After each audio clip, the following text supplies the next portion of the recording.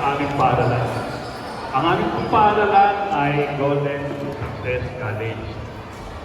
Ang Golden Success College po ay binubuo ng namin 8 magkakapatid. Sa pangunguna po ng bunsong kapatid po namin, si Rolando Sanggalan. At ang Golden Success College po ay itinaguyod po bilang tribute sa aming mga magulang. Dahil ang mga magulang po namin, sa kabila po ng kahirapan, ay naging inspirasyon po namin na magpatuloy sa pag-aaral. Sa kanila po namin laging naririnig ang salitang, wala kaming may pamamana sa inyo kundi edukasyon. Kaya mag-aral kayong mabuti. Ito po, sa pagpapatuloy ng aming napagkasunduan po namin sa kapatid na ito pong Golden Success College noong year 2007 ay may taguyod bilang tribute, pag-aala-ala sa aming mga magulang na naging inspirasyon po namin na umarap sa hamon ng buhay. At nasabi ko po kanina that ang Golden Success College ay naitatag po noong 2007 at ito po ay wala pong yung Sanggalan po at kami po lamang ang sole operator ng aming paaralan. Wala po kaming partner. So, sa biyaya po ng Diyos, ito po ay nagpapatuloy. By the way, ako nga po pala si Jesse Sanggalan. Ako po yung chairman of the board ng aming pong paaralan. Ngayon po, ang aming pong paaralan, ang location po nito ay makikita doon sa tapat lamang po ng UST, Espanya. Doon lamang po, malapit lamang po rito. At ngayon po, ano po ba ang meron sa aming pong paaralan? Ang aming pong paaralan, kanina po nakakatuwa po ay ipinakliwanag na po kung ano po ang mga insentibo at mga haharapin ng inyong mga anak pag nagpatuloy sila ng senior high school. Tama po lahat ng mga yon. Ngayon po, ano po ang may i-offer ng Golden Success College sa inyo? Ang aming pong paaralan ay nagbibigay po ng free tuition fee. Wala pong bayad ang matrikula. Pangalawa po, ang aming pong paaralan ay nagbibigay din po ng free uniform. Yung po, ito po sila, so po sila mga uniform. 2 klase po yan. Ito pong ganyan yung buo. At the same time, yung pong isa pong type C kung tawagin namin, t-shirt po yun. Ang aming pong ID ay electronically configured po talaga. Pagka yung mga anak ay papasok sa paaralan, pagta-top up sila doon sa parang time nila, banding clock, parang gano'n. Tapos, pag-time in nila, magre-register po sa inyong mga magulang na nagsasabing ang inyong anak ay pumasok.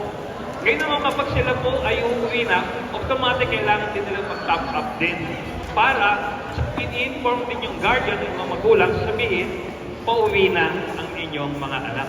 So, ano pong dahilan bakit ginagawa namin ito? Para po less worry po kayong mga magulang. That kapag ang inyong mga anak, pinagkatiwala niyo po sa amin, sila po ay secured.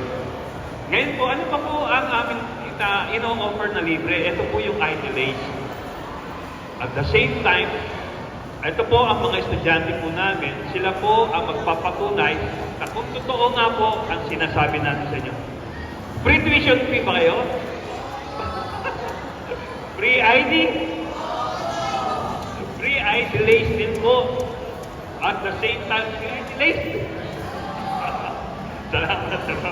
Salamat sa inyo. At totoo, sila po ang magpapatunay.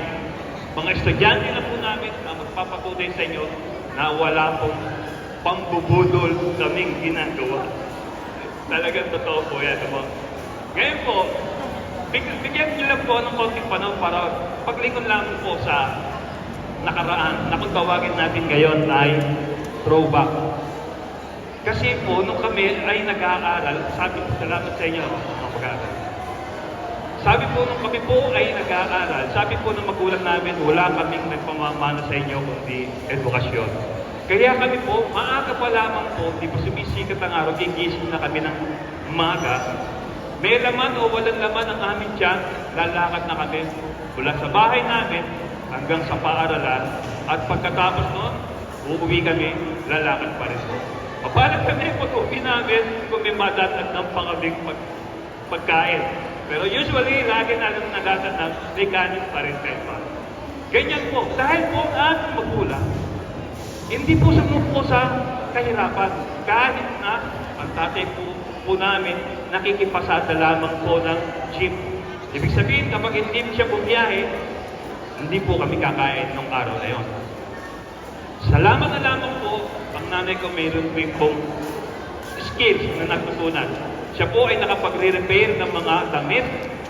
At pag may nagpa-repair sa kanya, may nagbabayad sa kanya, doon po nairaraos ang aming pang-araw-araw na buhay. Sa madaling salita po, lagi pong ganun ang buhay po namin. Pero sa kabila po ng lahat ng yun, buhay po ang Diyos. Pinagpala po kami. 8 po kaming magkakapatid. Salamat sa Diyos, nakapagtapos po kaming lahat. Kaya nga po meron pong Golden Success College na kung saan sa inyo, mga minamahal na magulang, ay nag-iimbita upang ang inyong mga anak ay maipagpatuloy rin ang kanilang pag-aaral hanggang sa sila po ay makatamo ng Golden Success. So ganito po, no? Ang aming pong paaralan, ang sabi ko po uli kanina, malapit lamang po ito doon sa USC. Tapat lang ng USC, yung kanto po ng Goldilocks at ng footbridge po. Madali niya na po itong mapuntahan. At the same time, ang aming pong paaralan ay nakipag-collab. Yung termino po natin, nakipag-collab.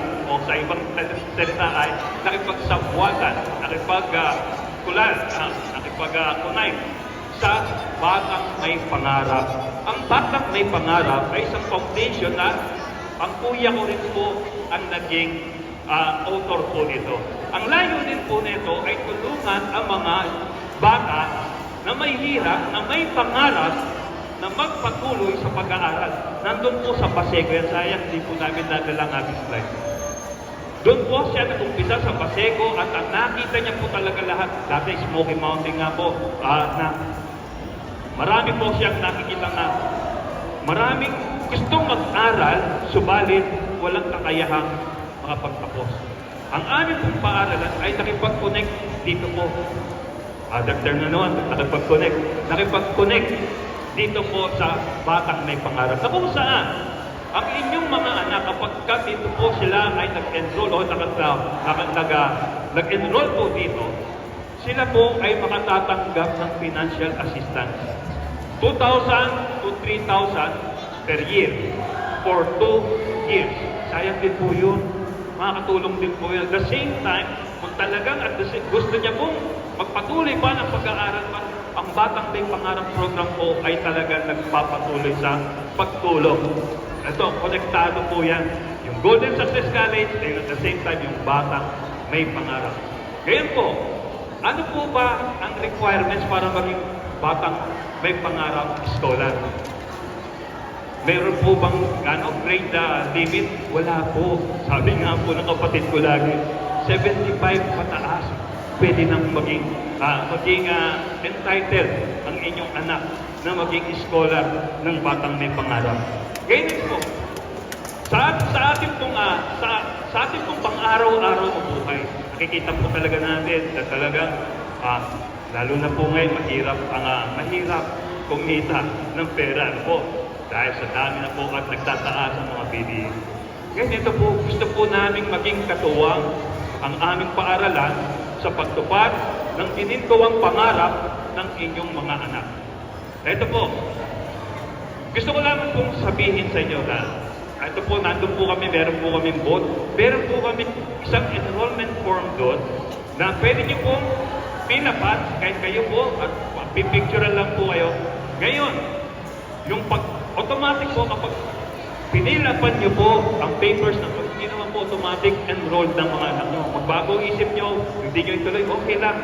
Pero kapag decided po talaga kayo na mag-enroll doon, ang inyong anak po entitled po talaga doon sa allowances na binibigay ng Batang May Pangarap. Bibigyan po kayo ng certificate pagkat kayo ay nagbigyan. Ganito po, bibigyan po kayo ng certificate na ganito kapag nag-fill up po kayo ng form. Ngayon, So, ito po ang aming pong may o-offer sa inyo. Kami po ay patuloy dahil po ang aming paaralan ay registered sa SEC, Security and Exchange Commission, ng non-stock, non-profit. Ang ibig sabihin po nito, ang kinikita ng paaralan ay ginagamit din sa paaralan para lalong pagpapalaganap, para mas lalong marami pang matulungan ng mga magulang at mga estudyante ng aming pong paaralan.